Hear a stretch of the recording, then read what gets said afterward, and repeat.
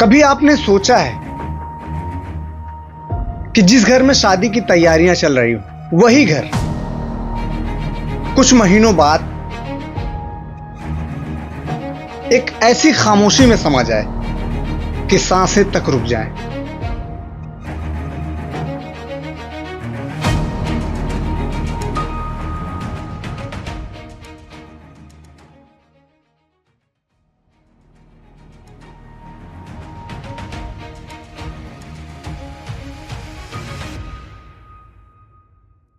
ये कहानी एक लव मैरिज की नहीं है। ये कहानी एक ऐसे धोखे की है जिसका राज एक छोटे से लिफाफे ने पूरी दुनिया के सामने ला दिया। मई 2024 बेंगलुरु के मराठा हल्ली एरिया में रहने वाली 28 year old doctor Karthika Reddy अपने प्री वेडिंग शूट के लिए जम्मू एंड कश्मीर में थी। पेरेंट्स इतने खुश थे कि जैसे उसकी सारी जिंदगी दुआओं के साथ पूरी हो रही है। बेटी ड्रामालाइजिस्ट बनी, अच्छा रिश्ता मिला। महेंद्र रेड्डी जो खुद डॉक्टर था, उनका बॉन्ड देखकर ऐसा लग रहा था जैसे किसी मूवी की परफेक्ट जोड़ी रियल लाइफ में जिंदा हो गई। 26 मई 2024 कृतिका और महेंद्र की शादी रॉयल स्टाइल में हुई। सिटी भर में इस वेडिंग की चर्चा थी। रेड्डी फैमिली ने अपनी बेटी को 3 करोड़ का घर गिफ्ट किया और एनिवर्सरी के लिए उनके नए क्लिनिक स्किन एंड स्कैल्पल को सेटअप तक करा दिया। उन दोनों की जिंदगी एक सपने जैसी लग रही थी, लेकिन सपने कितने भी खूबसूरत हो, असल में वो टूट ही जाते हैं। क्लिनिक ओपनिंग से सिर्फ 10 दिन पहले 24 अप्रैल 2025 कृतिका की तबीयत कुछ दिनों से खराब चल रही थी। महेंद्र ही उसका इलाज कर रहा था, इंजेक्शंस लगा रहा था, उसकी हेल्थ मॉनिटर कर रहा था। सबको लग रहा था कि वो अपने हस्बैंड होने का फर्ज निभा रहा है, लेकिन सबको क्या पता कि यही फर्ज एक दिन सबसे बड़ी साजिश बन जाएगा। सुबह 7:30 बजे महेंद्र ने कृतिका को उठाया, पर उसने रिस्पॉन्स ही नहीं दिया। फैमिली ने तुरंत हॉस्पिटल ले जाकर एडमिशन करवाया, पर डॉक्टर ने कहा शी इज डेड। एक पल के लिए ऐसा लगा जैसे टाइम वहीं रुक सा गया।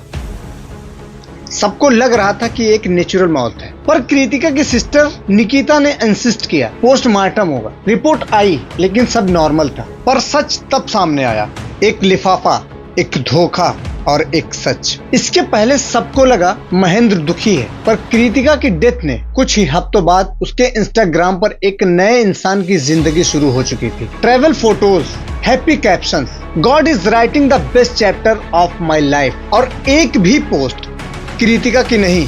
शायद तब दुनिया को समझ आ जाना चाहिए कि ये कहानी कुछ और ही है। धीरे धीरे पता चला कि शादी के कुछ महीनों बाद महेंद्र को कृतिका की हेल्थ इश्यूज एम्बैरसिंग लगने लगी थी।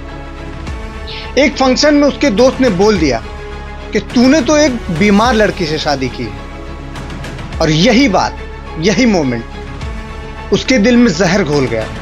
वो डाइवोर्स करता तो प्रॉपर्टी का जाने का डर था, इसलिए उसने एक ऐसा रास्ता चुना जिसमें सिर्फ अंधेरा ही अंधेरा था। उसने कृतिका को केयर के नाम पर इंजेक्शन देने शुरू किए। मैसेजेस से उसकी तबीयत मॉनिटर करना, सिम्टम्स नोट करना, सब एक कैलकुलेटेड प्लान का हिस्सा था। मेडिकल नॉलेज का मिसयूज करके एक अनसेफ एनेस्थेटिक डोज दी जो एक नॉर्मल इंसान को शायद समझ भी ना आए। 21 अप्रैल को जब कृतिका अनबियरेबल पेन से रो रही थी, महेंद्र ने उसे एक पेन रिलीफ इंजेक्शन के नाम पर वो डोज लेग में कैनकुला के थ्रो दिया ताकि कोई अनयूजुअल पेन डिटेक्ट ना हो। अगले दिन उसने कृतिका को पेरेंट्स के घर छोड़ दिया, क्योंकि मरना उसे वहीं था।